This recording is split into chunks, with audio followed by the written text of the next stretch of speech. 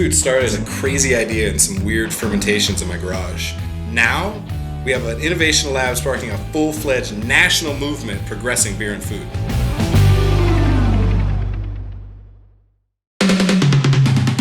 The stuff that we're doing is hyper innovative. This is the start of something really special. You guys are going to remember like years from now that you were in this tiny little room when there's chefs all across the country applying this brewed food methodology. And that's one of the things that, Brewed Food is really built to be. It's kind of a resource for chefs and a connector between chefs and brewers. That aha moment, or that moment where like you make a weird whistling noise and the dog goes, "Murr." I want to create that moment in people where they go, "Oh fuck, I didn't know that was possible." The approach for chefs starts by looking at the brewhouse as a place to find ingredients and seek inspiration. So we go directly to the source. How do I use this ingredient? How do I take what's happening in here and turn it into food? Well, there's a couple things going on in hops that are very important from a flavor aspect. So the bitterness that is very commonly associated with hops and as hops are used for in beer is just one aspect. And so that comes from the alpha acids. Okay. So alpha acids are a component in hops, and the way to bring out that bitterness is they need to be boiled, they have heat added to them, because there's actually an organic chemistry reaction that'll take place. So in this beer right here, this is going to be an ale strain, but this is also a fun beer because it's a Berliner Weiss, which means that we use lactobacillus, or a bacteria. So this is very common in fermented foods, kombucha, pickles, sauerkraut, all of it's there. So we use it in brewing as well. All right, grains.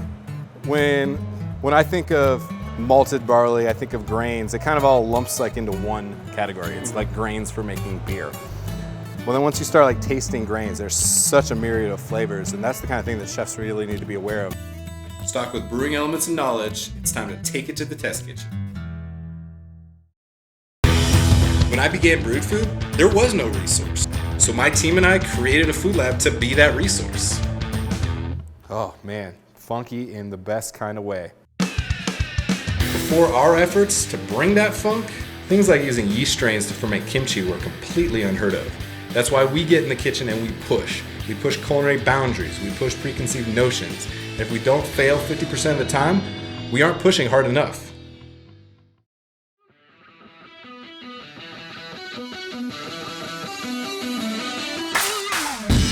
I truly believe that if I'm not the dumbest person in the room, I'm in the wrong room. I rely on our tasting panels to surround the brewed food movement with great minds and palates.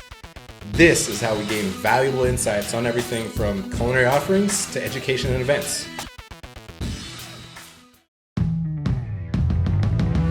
We've gone from the brew house to the test kitchen to the tasting panels, which brings us to our brewing dinner, a showcase of what's next in beer and food. But mostly, just to throw one hell of a delicious party.